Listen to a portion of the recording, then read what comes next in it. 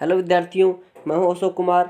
और जैसा कि आपको पहले हाई कोर्ट के लिए स्पेशल डिक्टेशन दी गई थी, उसमें चैप्टर नंबर 1 था और उसी के अनुसार अब आपको चैप्टर नंबर 2 लिखवाने जा रहे हैं। तो चलिए डिक्टेशन को स्टार्ट करते हैं।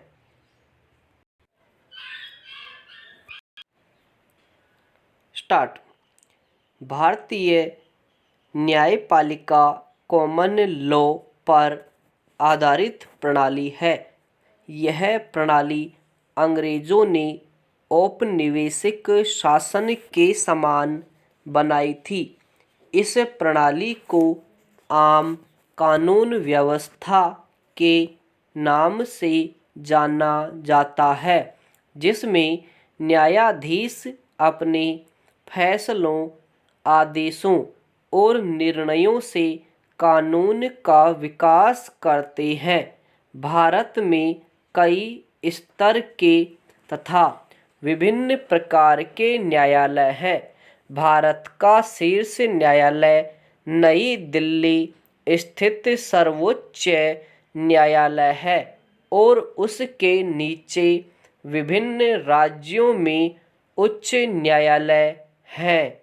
उच्च न्यायालय के नीचे जिला न्यायालय और उसके अधीनस्थ न्यायालय हैं, जिन्हें निचली अदालत कहा जाता है। पैरा।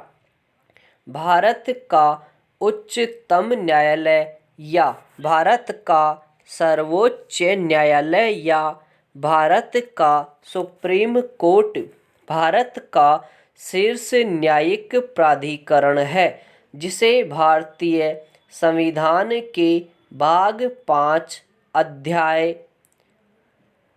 4 के तहत स्थापित किया गया है। भारतीय संघ की अधिकतम और व्यापक न्यायिक अधिकारिता उच्चतम न्यायालय को प्राप्त है।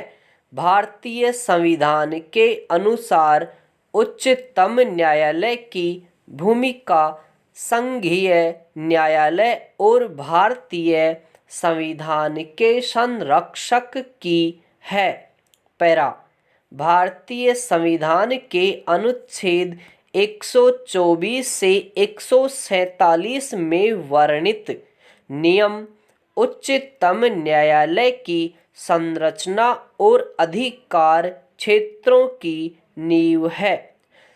उच्चतम न्यायालय सबसे उच्च अपीलीय अदालत है, जो राज्यों और केंद्र शासित प्रदेशों के उच्च न्यायालयों के फैसलों के खिलाफ अपील सुनता है।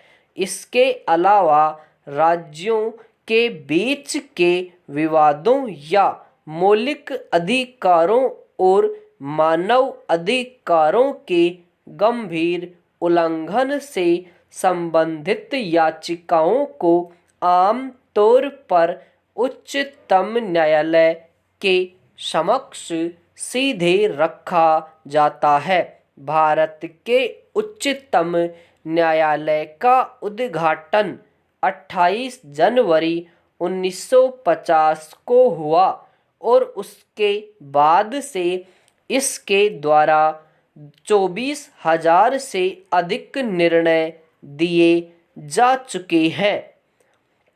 न्यायाधीशों के वेतन एवं भत्तों के बारे में संविधान के अनुच्छेद 125 में कहा गया कि उच्चतम न्यायालय के न्यायाधीश को वह वेतन एवं भत्ते देय होंगे जो संसद अर्थात भारत की संचित निधि निर्मित करें।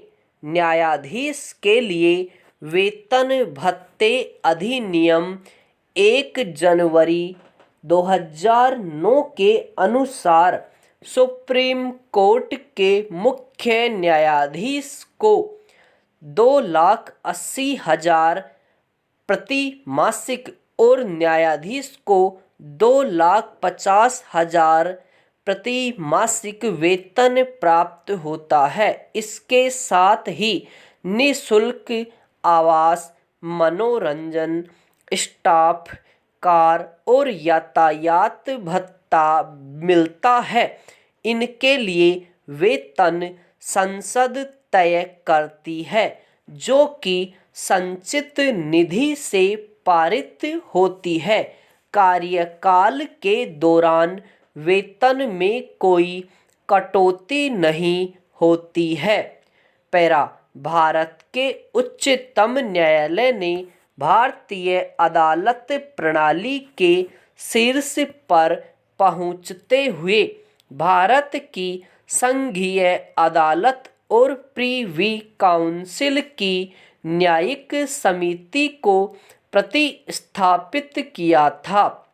पैरा, उच्चतम न्यायालय भवन के मुख्य ब्लॉक को भारत की राजधानी नई दिल्ली में तिलक रोड स्थित 22 एकड़ जमीन के एक वर्गाकार भूखंड पर बनाया गया है।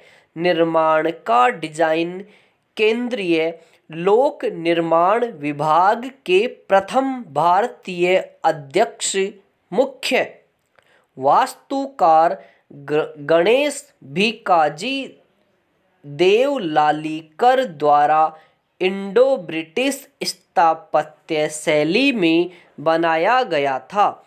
न्यायालय 1958 में वर्तमान इमारत में स्थानांतरित किया गया। भवन को न्याय के तराजू की छवि देने की वास्तुकारों की कोशिश के अंतर्गत भवन के केंद्रीय ब्लॉक को इस तरह बनाया गया है कि वह तराजू के केंद्रीय बीमा की तरह लगे। 1979 में दो नए हिस्से पूर्व विंग और पश्चिम विंग को 1958 में बने परिसर में जोड़ा गया। कुल मिलाकर इस परिसर में 15 अदालती कमरे हैं। समाप्त।